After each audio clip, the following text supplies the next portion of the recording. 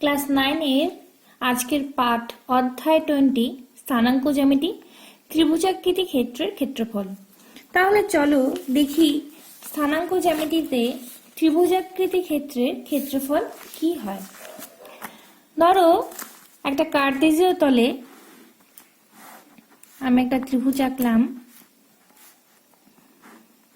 Suppose এই ত্রিভুজটা যার ABC এ বিন্দু স্থানাঙ্ক x1 y1, বি বিন্দু স্থানাঙ্ক x2 y2, সি বিন্দু স্থানাঙ্ক x3 y3। তাহলে এই ত্রিভুজ ABC এর ক্ষেত্রফল হবে, ত্রিভুজ ABC এর ক্ষেত্রফল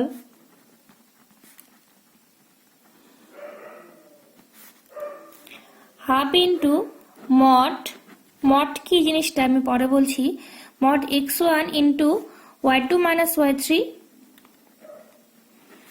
plus x2 into y3 minus y1 plus x3 into y1 minus y2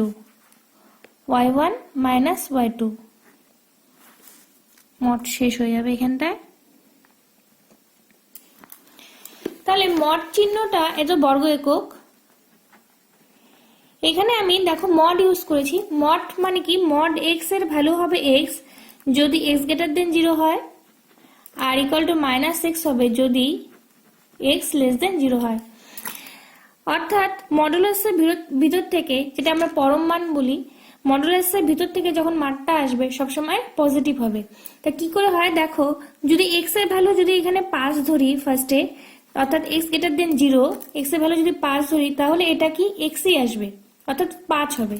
এখানে কি, এখানে x ইকুয়াল টু 5 যেটা কিনা গ্রেটার দেন 0। আমরা যদি x ইকুয়াল টু মাইনাস 5 ধরি সেক্ষেত্রে কি আসবে, x ইকুয়াল টু আমি মাইনাস 5 ধরেছি, তাহলে সেক্ষেত্রে আসবে কি মাইনাস অফ x। তা মাইনাস অফ x এর ভ্যালু কি ছিল, মাইনাস 5। এখানে x less than 0, x equal to minus 5 less than 0, তাহলে মাইনাস অফ x, তাহলে মাইনাস অফ x এর ভ্যালু ছিল মাইনাস 5, তাহলে আলটিমেটলি মাইনাস 5 এর মডুলাস ভ্যালুটা কি চলে আসবে, 5। অর্থাৎ মড ভ্যালুটা নেওয়ার কারণ কি, যেহেতু ত্রিভুজের বর্গ ক্ষেত্রফল কখনোই নেগেটিভ হয় না, তাই আমি ত্রিভুজ ABC এর ক্ষেত্রফল নির্ণয়ের জন্য যে সূত্রটা ইউজ করেছি সেটা কি, সেই সূত্রটাকে আমি মড ভ্যালুর মধ্যে নিয়েছি। তাহলে ত্রিভুজ ABC এর ক্ষেত্রফল কি হবে, হাফ ইন্টু x1, এটা ফিক্সড রেখে তারপর কি হবে y2 minus y3 plus x2 into y3 minus y1 plus x3 into y1 minus y2, একদম বর্গ একক। তাহলে প্রথম যে অঙ্কটা বলেছে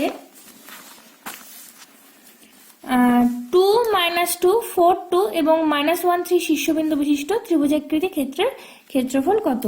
তাহলে 2 মাইনাস 2 4 2 এবং মাইনাস 1 3 শীর্ষবিন্দু বিশিষ্ট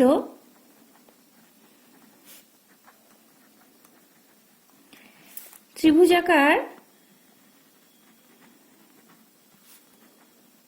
ক্ষেত্রের ক্ষেত্রফল হবে কি, হাফ ইন্টু মড ভ্যালুর মধ্যে নেব। ফার্স্ট x1 ছিল, এখানে কি ছিল x1 এখানে কত, এটা x1, এটা y1, এটা x2, এটা y2, 4 হলো গিয়ে x2 ও 2 হলো y2, এটা x3 মাইনাস 1 x3 আর 3 হলো গিয়ে y3। তাহলে x1 কি 2 ইন্টু y2 মাইনাস y1, অর্থাৎ এখানে x2 যখন চলে গেল তারপরে y2 নিব, y2 মাইনাস y3, তাহলে 2 মাইনাস 3 প্লাস x2 এখানে কত 4 into y3 minus y1, y3 3 minus of minus 2, y1 এখানে কত মাইনাস 2, আমি তোমাদের ইলাবোরেটলি বোঝাচ্ছি, প্লাস x3 কি minus 1 into y1 minus y2, y1 minus 2 minus y2 minus 2, এত বর্গ একক। তাহলে আলটিমেটলি কি আসে, হাফ ইন্টু 2 ইন্টু মাইনাস 1, এখানে প্লাস 4 ইন্টু মাইনাস 1 প্লাস হয়ে যাবে 3 প্লাস 2 হবে, সেখানটায় কত হয়ে যাবে 3 প্লাস 2 হয়ে যাবে 5 প্লাস মাইনাস 1 ইন্টু এখানে কত মাইনাস 4, এত বর্গ একক। প্রতি লাইনে বর্গ একক কথাটা লিখতে হবে। তাহলে হিসাব করলে কি দাঁড়ায়? হিসাব করলে দাঁড়ায় হাফ ইন্টু -2 + 20 + 4 এত বর্গ একক। তাহলে 22/2 এত বর্গ একক ইকুয়াল টু কত? 11 বর্গ একক।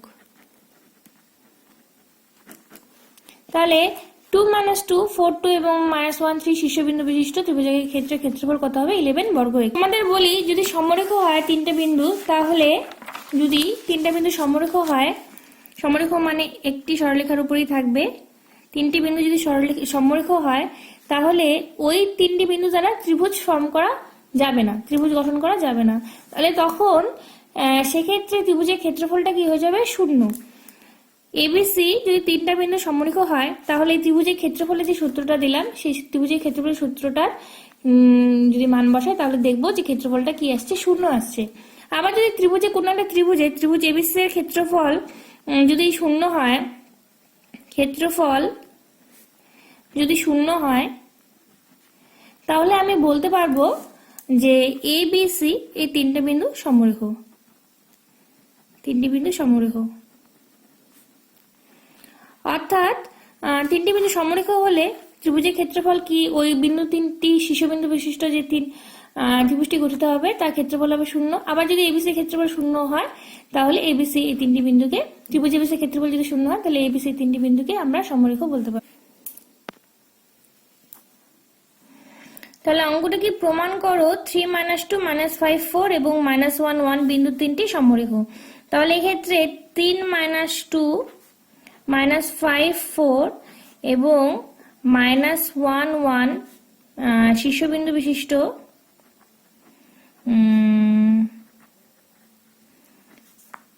ত্রিভুজাকার ক্ষেত্রের ক্ষেত্রফল কি হবে? ক্ষেত্রফল হবে হাফ ইন্টু 3 ফিক্স থাকলেও 4 -1 মাইনাস প্লাসে মাইনাসে মাইনাস হয়ে যাবে -5 ইন্টু কি হয়ে যাবে 1 মাইনাস প্লাস 2 -1 ইন্টু -2 -4 এত বর্গ একক। ক্যালকুলেশন গুলো তোমরা কিন্তু বাড়িতে নিজেরা করবে অবশ্যই, তাহলে হাত আরো পাকবে।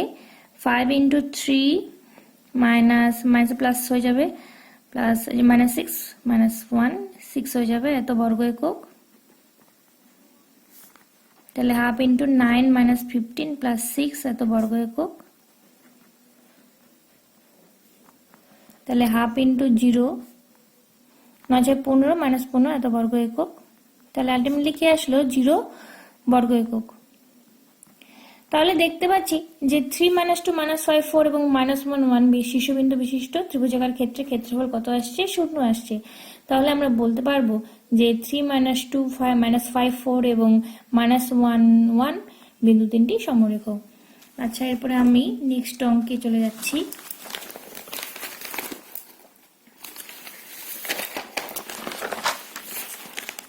নেক্সট অঙ্ক কি বলেছে? কে এর মান কত হলে 1 - 1 2 - 1 এবং k - 1 বিন্দুত্রয় একই সরলরেখায় থাকবে, অর্থাৎ কি সমরেখ হবে। তাহলে 1 - 1 2 - 1 এবং k - 1 বিন্দুত্রয় সমরেখ হবে যদি এদের গঠিত ত্রিভুজের ক্ষেত্রফল 0 হয়, অর্থাৎ half into 1 into -1 plus 1 plus 2 into -1 plus 1 plus k into -1 plus 1 equal to 0। এখন দেখো এই পাশে কি আসে, একটা মজার জিনিস আসবে। হাফ ওদিকে গেলে 0 হয়ে যাবে, এটার কোনো ভ্যালু নেই। তাহলে -1 প্লাস 0 আসছে, এখানেও কত আসছে? 0 আসছে। আবার এখানটাও -1 প্লাস 1 কাটাকাটি করলে কি আসছে? k ইন্টু 0 আসছে। তাহলে আলটিমেটলি দেখো বাম পক্ষেও 0 ডান পক্ষেও 0, তাহলে k এর উপরে অ্যাকচুয়ালি এই বিন্দুত্রয় সমরেখ হওয়ার ডিপেন্ডেন্ট নয়। k কে এর উপরে যে এই বিন্দু তিনটি যে কোনো কে যে কোনো মানের জন্যই সমরেখ হবে, কারণ দেখো এখানে বাম পক্ষেও 0 আসছে, ডান পক্ষেও তো 0 তো আছেই, তাহলে কে এর মানের উপরে এই বিন্দু তিনটি সমরেখ হওয়ার শর্ত কি নির্ভর করছে না। তাহলে উত্তর কি হবে, কে এর যে কোনো মানের জন্য। এখন কে মানে 1 হতে পারে, 2 হতে পারে, 100 হতে পারে, 200 হতে পারে, -200 হতে পারে, যে কোনো মান হতে পারে, যে কোনো রিয়েল নাম্বার হতে পারে। কে যে কোনো মানের জন্য 1 - 1, 2 - 1 এবং কে -1 বিন্দুত্রয় একই সরলরেখায় থাকবে।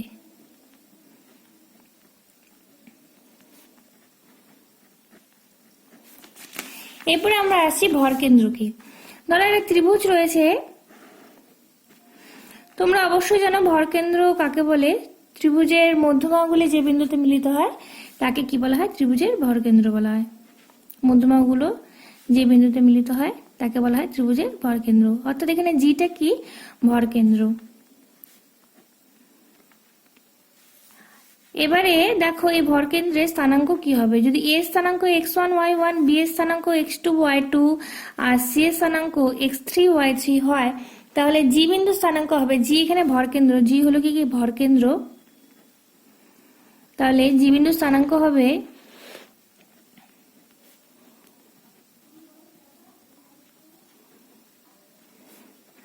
x1 plus x2 plus x3 by 3, y1 plus y2 plus y3 by 3। এটা হবে কি জি বিন্দু স্থানাঙ্ক।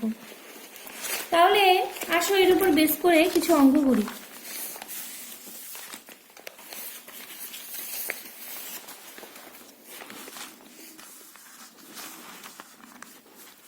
সেভেন -5 -2 5 এবং 4 6 বিন্দু তিনটি দ্বারা গঠিত ত্রিভুজের ভরকেন্দ্রের স্থানাঙ্ক নির্ণয় করতে বলেছে। তাহলে এখানে x1 এটা y1, এটা x2, এটা y2, এটা x3, এটা y3। তাহলে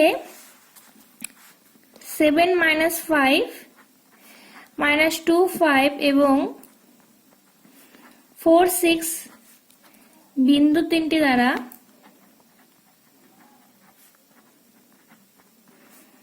গঠিত ত্রিভুজের ভরকেন্দ্রের স্থানাঙ্ক হবে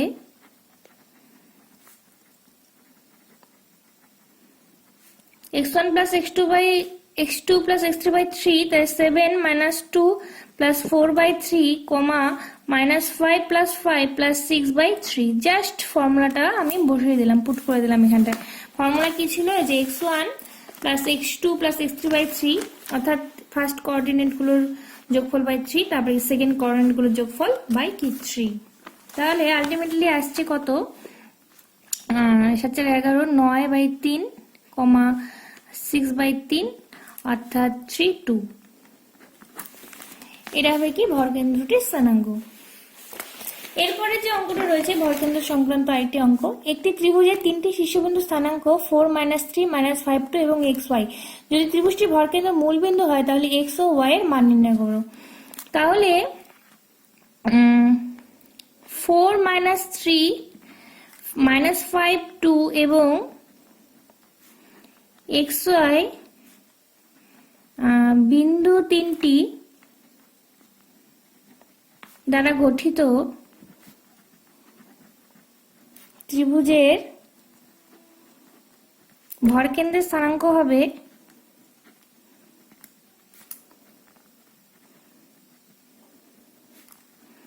ভরকেন্দ্রের স্থানাঙ্ক কি হবে, 4 - 5 plus x by 3, -3 plus 2 plus y by 3। তাহলে আসে কি x - 1/3, y - 1/3। এটা কি মূল বিন্দুগামী। ভরকেন্দ্রটা কি বলছে, মূল বিন্দু। ভরকেন্দ্র কি বলছে, মূল বিন্দু, অর্থাৎ এর কোঅর্ডিনেট গুলো কার সাথে সমান হবে, 0 0 শর্তে সমান হবে। ফার্স্ট কোঅর্ডিনেট x মানে, অর্থাৎ প্রশ্নানুসারে যেহেতু ভরকেন্দ্রটা মূল বিন্দু, তাহলে ফার্স্ট কোঅর্ডিনেটটা 0 এর সাথে সমান হবে, বা x কত আসবে 1 ক্যালকুলেশন করলে। আবার সেকেন্ড কোঅর্ডিনেটটাও কি 0 এর সাথে সমান হবে, মূল বিন্দু মানে 0 0 পয়েন্টটা y ইকুয়াল টু 1। তাহলে সুতরাং x y এর মান নির্ণয় করতে বলেছে, x ইকুয়াল টু 1 এবং y ইকুয়াল টু 1। আশা করি তোমরা বুঝতে পেরেছো। এরপরে আমার নেক্সট অঙ্কে চলে যাই। নেক্সট যেটা বলেছে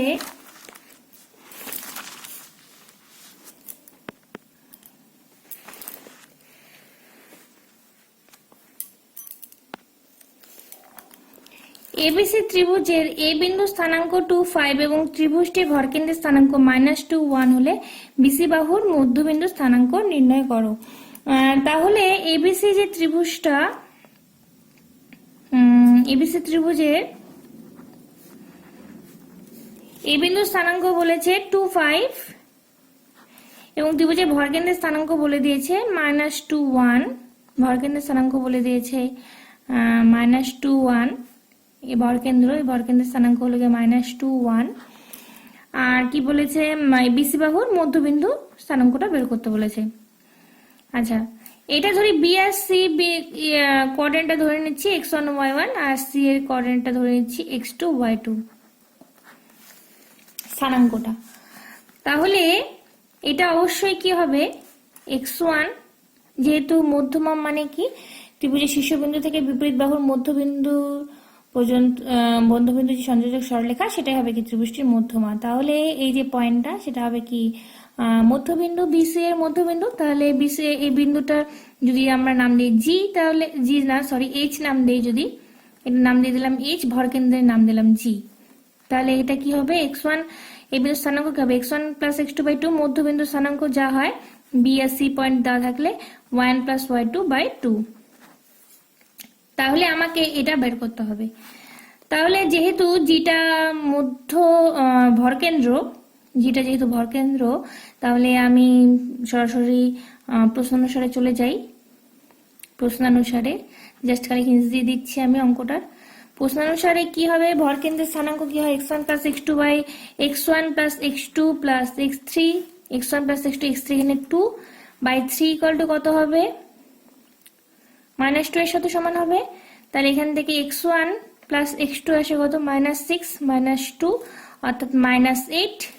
তাহলে আমাকে x1 প্লাস x2/2 বের করতে হবে, বা x1 প্লাস x2/2 কি হবে, -8/2 ইকুয়াল টু -4। আবার এখানে y1 প্লাস y2 প্লাস 2 বের করতে হবে। আবার y1 plus y2 plus y3 এখানে কত 5/3 কার সাথে সমান হবে, এই কোঅর্ডিনেটের সাথে সমান হবে, 1 এর সাথে সমান হবে, plus y1 plus y2 equal to হয়ে যাবে 3 - 5 ইকুয়াল টু -2, বা y1 প্লাস y2/2 বের করতে হবে আমাকে, -2/2 ইকুয়াল টু -1। তাহলে বিসি এর মধ্যবিন্দু স্থানাঙ্ক কি হবে, তো সুতরাং বিসি এর মধ্যবিন্দুর স্থানাঙ্ক হবে, এখানে x1 প্লাস x2/2 আসছে -4 আর y1 প্লাস y2/2 আসছে -1, -4 -1। এরপর যে নেক্সট অঙ্ক রয়েছে এ বি সি, ত্রিভুজ এবিসি এর শীর্ষবিন্দু ডিইএফ যথাক্রমে বিসি সি এ ও এবি বাহুর মধ্যবিন্দু, ডিইএফ ত্রিভুজাকার ক্ষেত্রে ক্ষেত্রফল নির্ণয় করি এবং দেখাই ত্রিভুজ এবিসি ইকুয়াল টু 4 ইন্টু ত্রিভুজ ডিইএফ। এটা আমি হিস্ট্রি দিচ্ছি অঙ্কটা কি করে হবে। এবিসি এর শীর্ষবিন্দু স্থানাঙ্ক দিয়ে দিয়েছে -1, 5, এটা এ, বি হলো গিয়ে 3, 1 আর সি হলো গিয়ে 5, 7 আর বলেছে ডিইএফ বিসি ডি ইটা হলো গিয়ে সি এ আর এফটা হলো গিয়ে এবি বাহুর মধ্যবিন্দু, এটা যোগ করে দিলাম। এবার বলেছে এবিসি ত্রিভুজের ক্ষেত্রফল 4 ইন্টু ডিইএফ, আর হলো ডিইএফ ত্রিভুজাকার ক্ষেত্রে ক্ষেত্রফল বের করতে বলেছে।